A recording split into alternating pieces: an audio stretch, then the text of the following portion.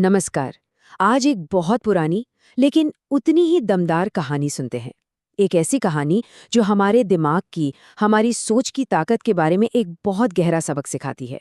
तो चलिए एक सवाल से शुरू करते हैं। क्या हमारी सोच का, हमारे ख्यालों का कोई स्वाद हो सकता है? सुनने में थोड़ा अजीब लगता है ना? पर यकीन मानिए, आज की जो पूरी कहानी है वो इसी एक सवाल के इर्द गिर्द घूमती है। तो कहानी है एक बेरोजगार नौजवान की।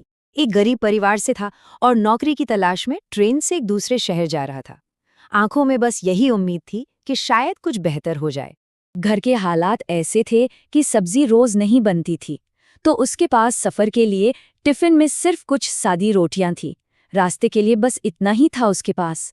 जब भूख लगी तो उसने अपना टिफिन खोला, पर उसके खाने का जो तरीका था वो बड़ा अजीब था। वो रोटी का एक टुकड़ा तोड़ता और उसे अपने टिफिन के खाली ढक्कन में ऐसे डुबोता जैसे उसमें सचमुच कुछ हो। अब आसपास बैठे लोग उसे देख रहे थे और सब हैरान थे।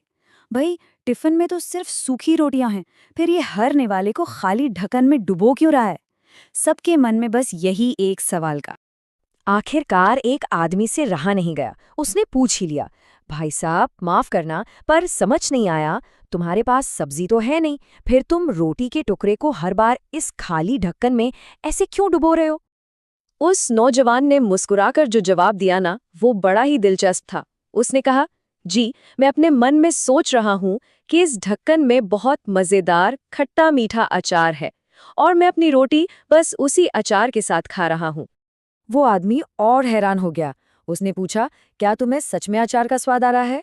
नौजवान ने बड़े यकीन से जवाब दिया, हाँ, बिल्कुल आ रहा है और बहुत मज़ा भी आ रहा है। मतलब उसकी कल्पना इतनी मजबूत थी कि वो उसके लिए हकीकत बन गई थी। उसकी ये बात आसपास बैठे दूसरे लोगों ने भी सुनी। और यहीं पर इस कहानी में एक ऐसा मोड़ आता है जो सब कुछ बदल देता है। एक दूसरे यात्री ने उसकी बात सुनी और एक बिल्कुल नई सोच सामने रखी। उस आदमी ने कहा, वाह भाई, कमाल की बात है, लेकिन एक बात बताओ, जब सोचना ही था, कल्पना ही करनी थी, तो अचार ही क्यों? अरे भाई, मटर पनीर के बारे में सोचते, शाही कोरमे के बारे में सोचते। जब तुम्हारी सोच तुम्हें अचार का स्वाद दिला सकती है, तो किसी बढ़िया चीज का भी तो स्वाद दिला सकती थी। सोचना ही था, तो इतना छोटा क्यों सोचा? बड़ा सोचना था ना? और यही यही इस कहानी का पूरा सार है। देखिए, एक तरफ है छोटी सोच यानी अचार का स्वाद, जो एक सीमित दायरे को दिखाता है, और दूसरी तरफ है बड़ी सोच मतलब मटर पनीर का स्वाद, जो दिखाता है कि संभावनाएं तो असीम हैं। तो सबसे जरूरी बात क्या निकल कर आई? वो ये कि छोटा सोचने में दिमाग की उतनी ही ताकत, उतनी ही ऊर्जा लगती है जितनी बड़ा सोचने में। अगर मेहनत बराबर ही लगनी है, तो फिर क्यों ना कुछ बड़ा और कुछ बेहतर सोचा जाए। तो इस कहानी से मिली सीख को हम इन 3 आसान हिस्सों में समझ सकते हैं। पहला, हम जैसा सोचते हैं वैसा ही पाते हैं। दूसरा, छोटी हो या बड़ी, सोच में ऊर्जा बराबर लगती है। और तीसरा, इसलिए हमेशा हमेशा बड़ा सोचने का चुनाव करना चाहिए। आखिर में ये कहानी हमें एक बहुत जरूरी बात याद दिलाती है।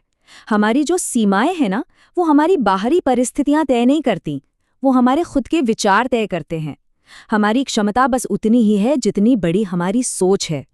तो इस कहानी को हम इसी सवाल के साथ खत्म करते हैं कि आज हम अपनी जिंदगी की थाली में क्या परोसने की कल्पना कर रहे हैं, सिर्फ अचार या फिर मटर पनीर? चुनाव हमारा है।